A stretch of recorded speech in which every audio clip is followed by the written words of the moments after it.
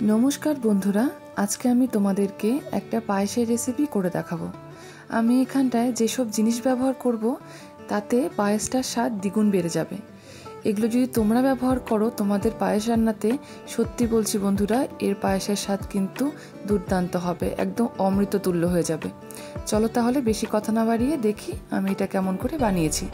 आमी देखो एखानटाय आगे थेकेई दूधटा बसिए दिएछि, एकटा एलाच दिएछि, दिए दूधटाके आमी खूब भालो करे एबारे जाल करे नेब। दूधटाके भालो करे जाल करा हये गेले एरपरे आमी बाकी जिनिसगुलो एर मध्ये अ্যাড करब। दूधटा देखो आमार खूब भालो करे जाल करा हच्छे।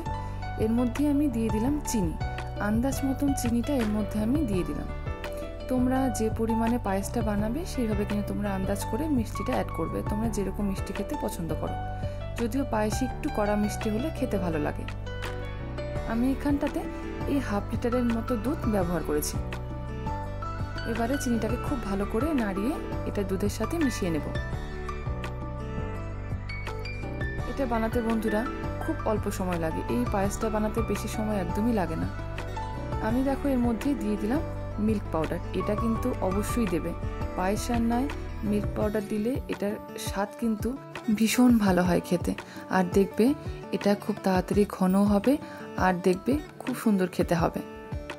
খুব ভালো করে আমি মিল্ক পাউডারটা মিশিয়ে নিলাম। মেশানোর পরে আমি এর মধ্যে সামান্য কয়েক ধাকা জাফরান দিয়ে দিলাম। এতে কালার বলো আর এটার স্মেলটাও বলো খুব সুন্দর আসবে। এবারে সবকিছুকে খুব ভালো করে আবারও আমি মিশিয়ে নিচ্ছি।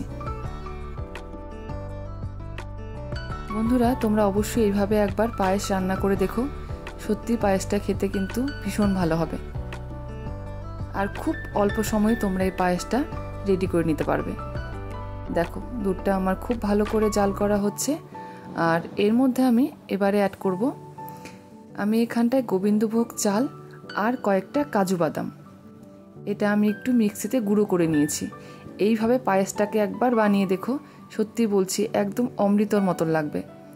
আমি এখানটা আন্দাজ মতন গোবিন্দভোগ চালটা নিয়েছি, নিয়ে সেই গোবিন্দভোগ চালের সাথে কয়েকটা কাজু বাদাম আমি এর মধ্যে গুঁড়ো করে দিয়েছি। আর এটা খুব অল্প সময় পায়েসটা হয়ে যাবে। দেখো আমার ঘন হয়ে গেছে একদম। আমি পায়েসটাকে এর মধ্যে নামিয়েও নিয়েছি। খুব সামান্য সময় লাগে এটা বানাতে। আমি এর মধ্যে সামান্য কিছু ড্রাই ফ্রুটস দিয়েছি। দেখো পায়েসটা দেখতে কতটা সুন্দর হয়েছে, এটা খেতেও কিন্তু ভীষণ ভালো হয়। তোমাদের ভিডিওটা কেমন লাগলো আমাকে জানিও।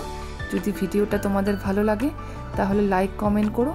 আর যদি তোমরা আমার চ্যানেলে নতুন বন্ধু হয়ে থাকো প্লিজ সাবস্ক্রাইব করো। দেখা হচ্ছে তোমাদের সাথে নতুন কোনো রেসিপি নিয়ে।